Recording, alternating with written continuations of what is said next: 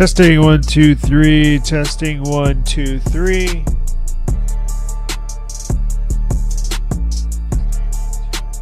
All right, we're good.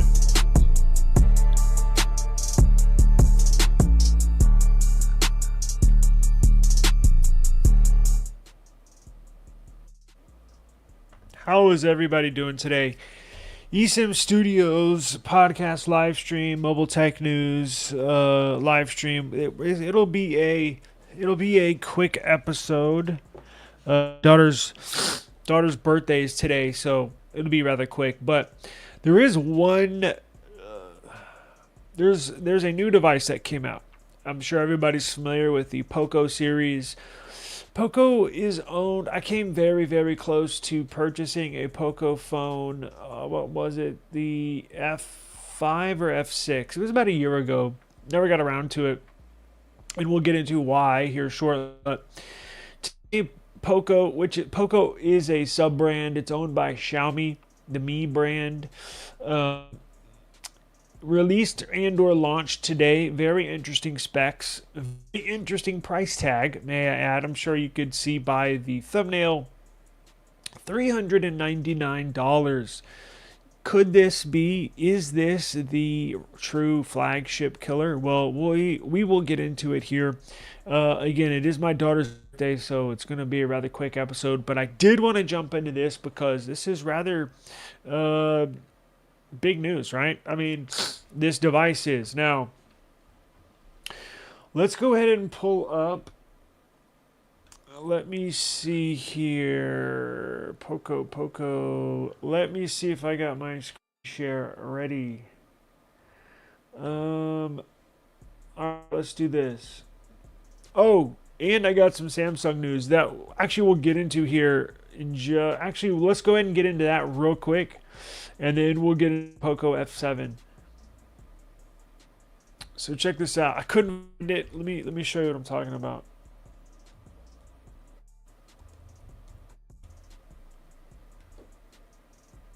So, well, I guess two Samsung things. First of all, you can pre-order the Fold 7 and Flip 7. Now, here's an interesting strategy. Now, I think it's a smart move because I actually really like the device. I know it did not sell well, and I don't know why. I think it just got a bad rap from the jump, and people just automatically wrote it off. But y'all know I love the S25 Edge. Y'all know that. Absolutely love the device. Battery life is insane for how small it is. Well, guess what? Going into this Edge series, Samsung had plans if it sold well. This was the basis, the premises of moving into the future for Samsung. If the S25 Edge sold well, they were going to remove the Plus model from next year and insert the Edge. So you would have a S26, which is the small, S26 Edge, which is the super thin one, and then you would have the S26 Ultra. Well, guess what? The S25 Edge did not sell well, or not selling well. So once we got the news last week that the S25 Edge was not selling well, I was like, well, I guess they're not going to insert it into next year's lineup. I guess we're wrong. So we got model numbers for the upcoming S26 series.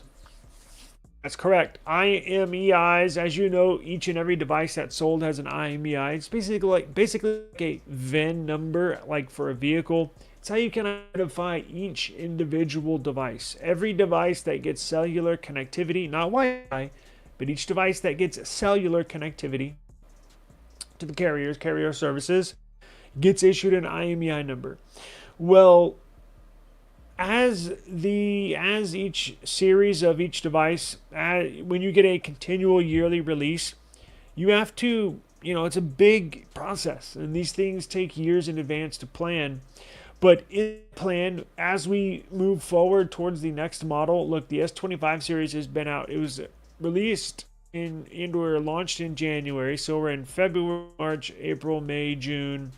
Next month will be 6 months. Once you hit that 6th month, if you're on a yearly cycle, once you get past that 6-month halfway point, which will be next month, that's when Samsung and or whatever other carrier, or excuse me, whatever manufacturer, that's what gear up for the upcoming release. And dummy units made, of course, they already know. I'm sure Samsung knows right now what the S26 series is going to look like. Dummy units get made, review units get made, the software gets refined, and guess what? IMEIs get issued and or allocated a certain set of IMEI numbers. Now, somebody, Android Authority, is putting this out there. The S26 lineup has been issued IMEI numbers and model numbers, and guess what? The S26 Edge was included in the model numbers and has its very own, was issued and or allocated its very own set of IMEI numbers. So what does that mean? That means Samsung's moving forward with an S26 Edge. 2 thumbs up from me, because it's almost, I don't have any complaints. Honestly, it was my favorite device from the whole lineup. So if they can improve upon the S25 Edge, which had very little cons, so to speak, already, the S26 should be even better. And what I think they're going to do is implement a slightly bigger battery. Not like it needs it, because I'm damn near 9 hours of screen on time. I think the most screen on time in a full charge from 100 to 0, got 8 hours and 38 minutes of screen on time. So even if you make it a slightly bigger battery and or make it even slimmer next year, I'm going to get it. So now what we don't know is if Samsung is going to kick out the Plus model. And here's what it looks like. It looks like they are, because we did not get a model number or IMEI numbers allocated for an S26 Plus model. So all you Plus lovers out there, which includes myself, once Samsung moved from 8 gigs of RAM to 12 gigs of RAM in the S24 Plus, S23 Plus had 8 gigs of RAM. S24 Plus, they bumped it up to 12 gigs of RAM. That's when and they also upgraded it to a 2K display, a QHD display at the same time on the S24 Plus. That's boom. That's when it became a rock solid phone to get. You cannot miss phone, meaning if you get it, you're going to like it, right? So it's a shame that it looks like they're going to do away with the Plus next year, but the Edge, if that's basically going to take its place, it's basically the Plus model, just super slim. So it is what it is. I told y'all yesterday, Samsung executives love the thin models, and they are going to thin down their devices moving forward. And again, that's why we talked about the S27 Ultra not having an S Pen, because they're going to increase the battery and they're going to slim it down. Even if it's thinning it up by like shaving off a millimeter off of the thickness, they're going to do it. So shame that the Plus model will get eliminated, but glad to see the S26 Edge. I was hoping deep down inside it would not just be a one-off model, right? So I'm glad to see them continue that. So let's go ahead and move into, and there was some, what's going on, Angel? I appreciate you joining us. I'm doing excellent. Thank you for asking, and I hope you're doing fine as well. It's my daughter's birthday, so gonna get out of here in a few minutes. But real quick before we move on to Poco, the S20, we got colors, I think, for the, now I showed you 3 colors yesterday for the Flip 7. I think we got all the colors. Let's see. And then we'll get into Poco. Let's see briefly. Oh, it looks like we're going to get a price increase as well, which sucks.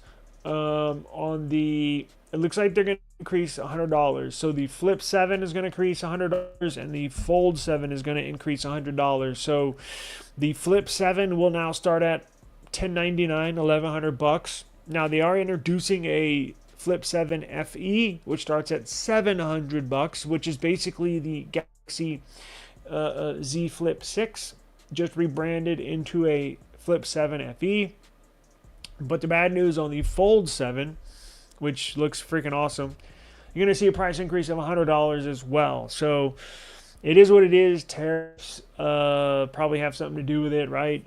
Inflation across the world, parts are more expensive. So what does the Fold 7 start out at? What did the Fold start out at? $18.99? I believe so. So this should start around $19.99. Yikes. Right around $2,000. Jeez. I don't know if I'm going to get it. I know Samsung's not sending it to me, so I would have to purchase one. I don't think I'm going to be able to, at least not right now. Maybe 3 months from now I will, but I got about nothing 3, possibly the Flip 7. So, but let's get into the colors. So we got red, black, and blue. Now that's I believe those are Samsung. Okay, those are the regular colors. I thought those were the exclusive colors, but it looks like we have more exclusive colors. So these 3 base colors are going to be coral red, jet black, and blue shadow, which is dark blue. And then the other colors, Samsung exclusive colors, you're going to get a mint green exclusive, Samsung exclusive color for the mint green on the Flip 7. Now let's see the Fold 7 colors.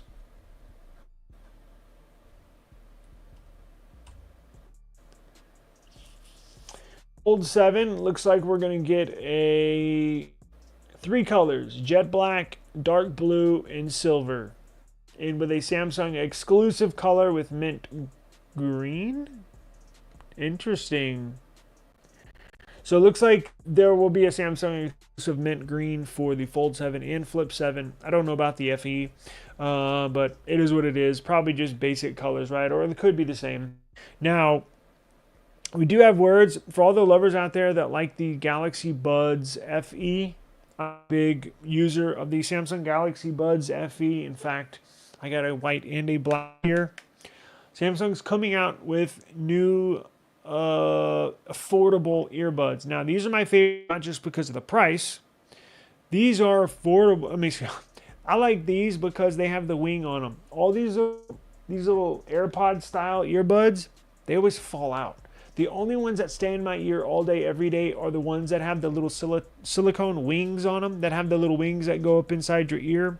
These are the only ones that work, and looks like Samsung's getting to release a really, really budget-friendly version called the Samsung Galaxy Buds Core. And then they're also coming out with the Buds 3 FE. So it looks like you're going to get a super Galaxy Buds, which should be like, I don't know, probably $50, probably $49 right off the bat.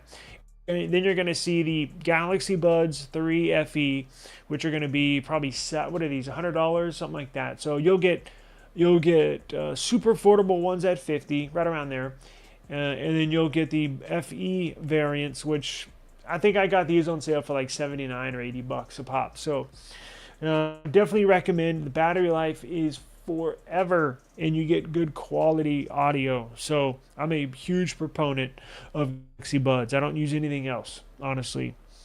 And I just got these because I think I got a good deal with them, with my S25 Ultras. Angel said it's just so different. My coworker was using mine today, and he said he was very impressed on how it feels in the hand and how light it is. I love how light the thing is. I'm using this S25 Ultra. This thing's like a brick.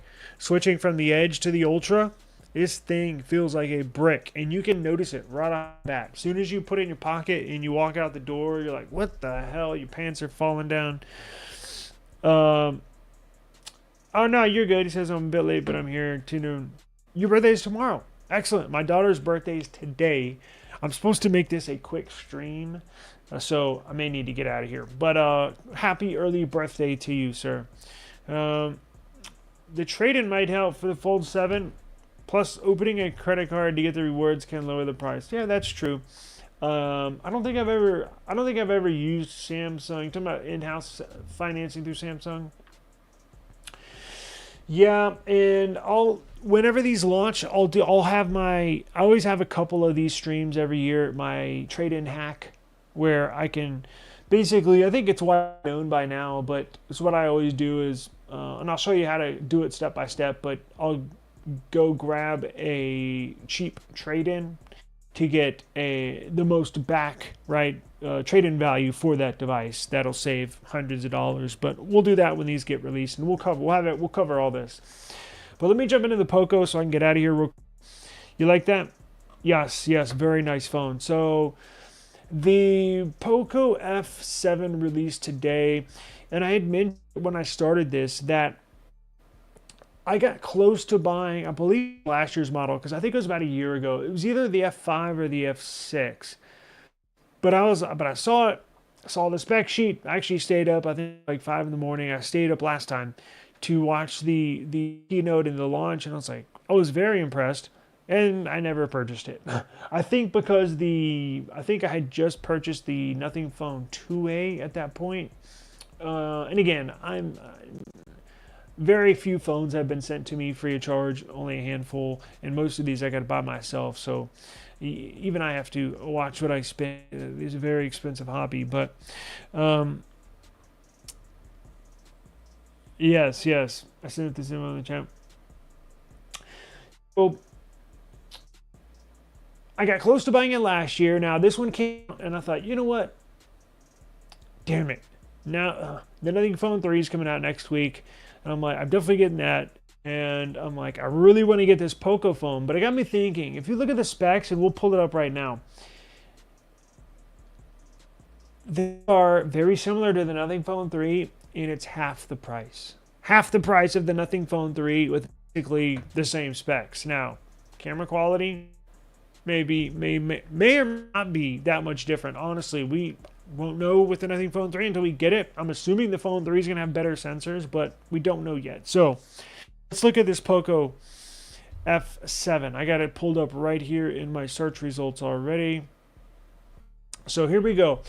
Now, I actually tried to find a link to purchase this, and I couldn't find one. It was supposed to be a global release of the Poco F7, and I guess global minus the USA. I'm assuming that has something to do with the tariffs. You have a heating issue? On what phone? The S25 Edge, S25 Ultra, the Poco F7. I doubt you've gotten it by now, but what are you talking about? So check this out. Let's go to the specs real quick, and then we'll go here. GSM Arena. As you can tell, I've already... Now, this is a review. Let me see. I don't think it has spec down here yet. This is a nice looking phone. I do like it. Now, it only has 2 sensors. The sensors look rather small. If you look at these sensors compared to the back of the Pixel sensors look enormous. If you look at these right here, they look pretty puny. So that's probably the downside of the Poco. It has very, very strong specs. I'm not going to say very. It has strong specs, but I think the camera department's probably not its strong point, right? It's got a nice big display. It's got a nice big battery. It's got the same processor that the Nothing Phone 3 is going to have. It has the Qualcomm Snapdragon 8S Gen 4, which was just launched a couple months ago. 12 gigs of RAM, 256 gigs of storage starting out, 90 watt fast charging. Now it has a premium build aluminum frame, glass panels front and back, IP68 rating. Comes with Android 15 HyperOS 2 with 4 OS updates and 6 years of security support. I think this is the same update schedule you're going to see on the Nothing Phone 3. 4 years of software updates, 6 years of monthly security updates. Solid. Now they do say solid main camera performance, notably after dark. It has a big, bright, vibrant 6.83 AMOLED display. Now, some of the cons that GSM Arena put on here is we expected longer battery life based on the large capacity. This battery, which we'll get into in a second, is enormous. basic ultra wide and selfie camera performance. So to brag about, right? No eSIM support for global variants. The Nothing 3 will have eSIM support. So that's a big bonus. Now, I don't think this phone is marketed for the US market, is geared for the US market, shall I say, because you can't buy it. You go to their website. Now, this has an enormous battery. Before we move on to the website, it has a 6,500 milliamp per hour battery. Not silicon carbon, regular lithium ion, but it is huge nonetheless. 6,500 milliamp per hours. Let me jump to their website. It's a little more braggadocious, shall I say, but you do get a chance to, let's see here.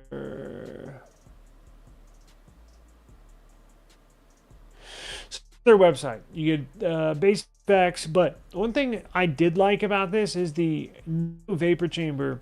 These Chinese companies, these Chinese phone manufacturers, they take the heating in the vapor chambers into serious consideration in manufacturing these devices. I'm sorry about the aspect ratio. My screen, how I have it set up, isn't really optimized for StreamYard.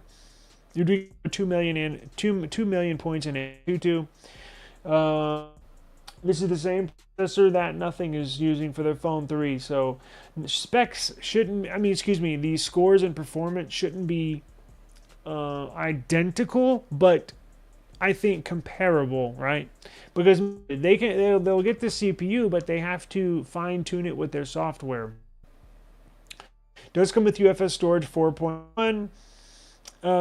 They're calling it Ice Loop System. You see that? It's a brand new vapor chamber. They're calling it Ice Loop System. It's the largest ever 3D dual channel ice loop cooling system, designed for cooler temperatures and maximum efficiency. Very cool. I love that stuff. Now, again, huge battery life, although GSM Arena says they wish they had they expected a little more battery life out of this device because it has such a big battery.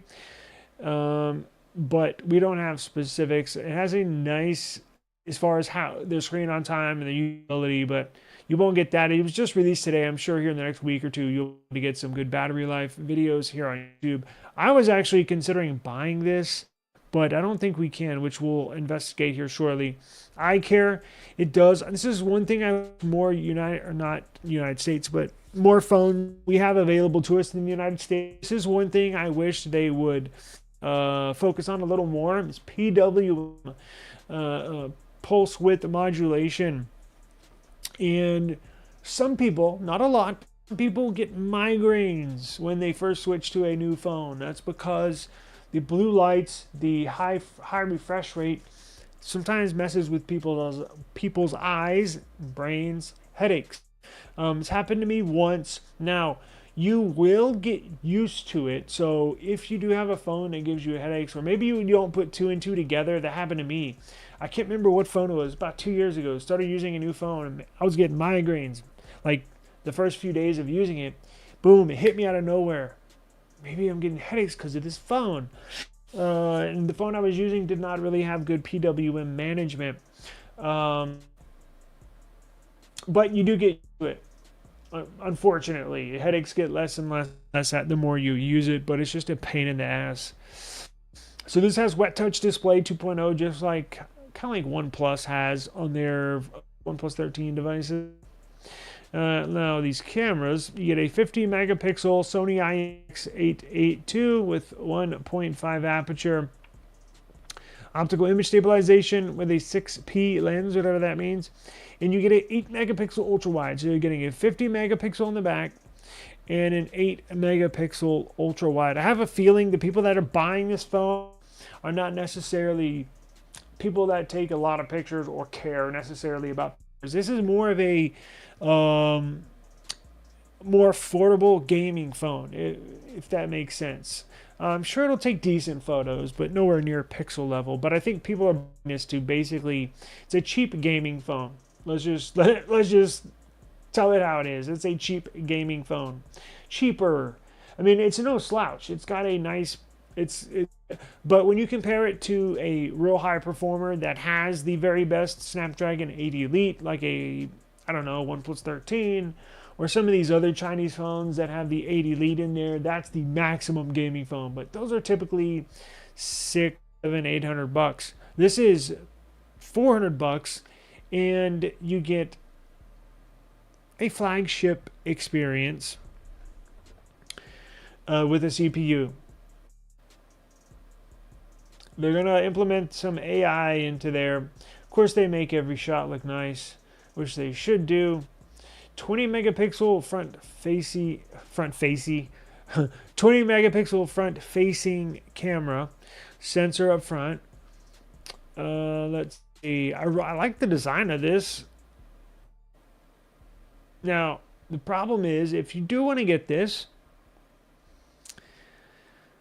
the problem is there's no buy button on there. See, here's their AI. It's, again, nothing to brag about, but you do have writing features. You do have AI speech recognition. You know, it is what it is. I don't think a lot of people are heavy AI users. But if you want to get this, the problem is there's no buy button on their website. Looked before I went live. I looked. It's like, where the hell do you buy this? It said relaunched globally, right? There is no buy button on here. Let me go up. Usually on the Xiaomi US website, there are buy buttons on all Mi.com sites, Xiaomi sites, because Poco is owned by Xiaomi. There are buy buttons. Whenever you want to buy it, this is always on the top right of that product page. Here, there is no buy button. It's usually up here with overview specs, and then you have a buy button. It's nowhere to be found. Here you can get the full spec sheet, but we already went over that. But I'm just saying, and it's not even in the menu, right? They don't even have it in the menu. Does this have Gorilla Glass? What does it have on there? Let's see. Has a high PPI, 447. It's pretty freaking high. So the display, I'm sure it looks beautiful. It has Corning Gorilla Glass 7i. So it has a, not the best Gorilla Glass on there, right? But it is what it is. And it gets up to 1700 nits. Sorry about that. Peak bright, I take that back. Peak brightness, 3200 nits. Jesus, I'm all over the place here. But no buy button. So, well,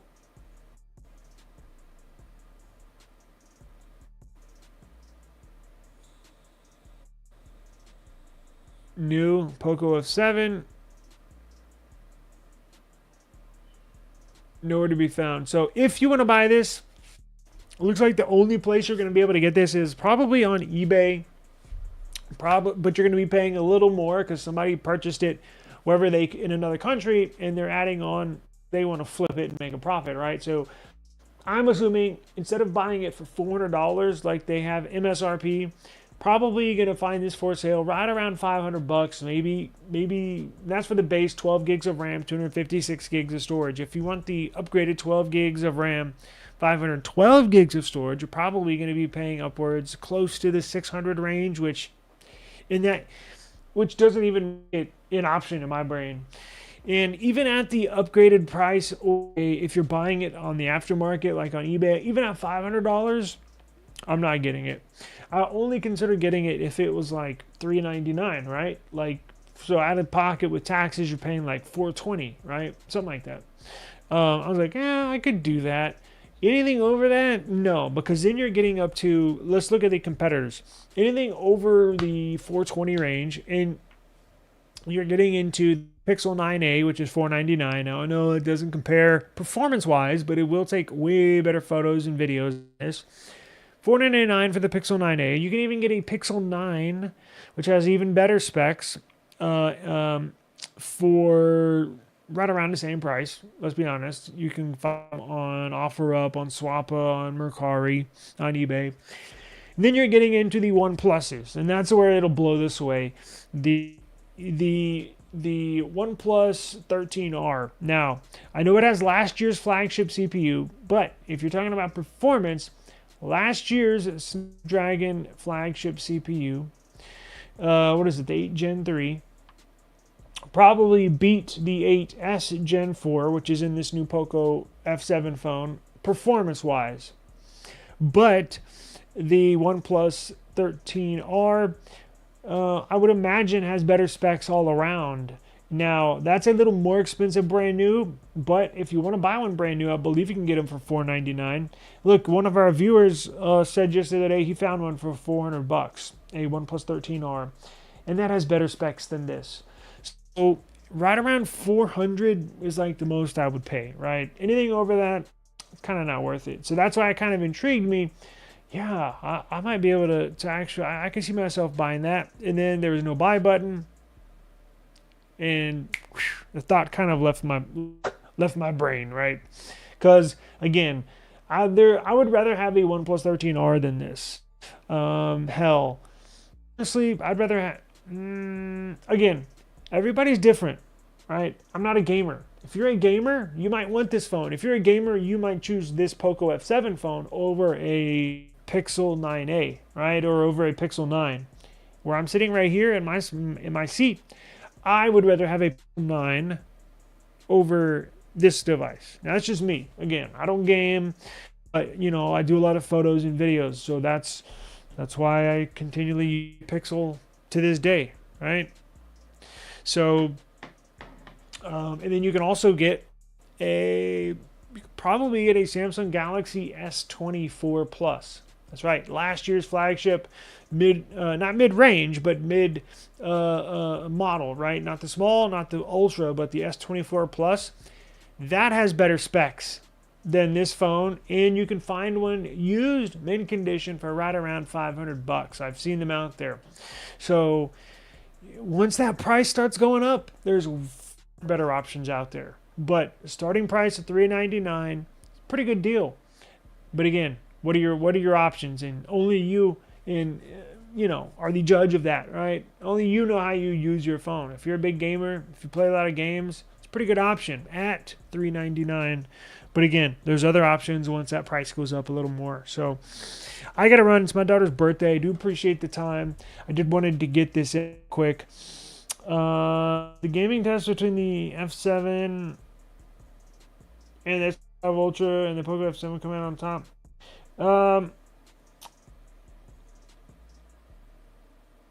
I'm sure the S25 Ultra is going to do better.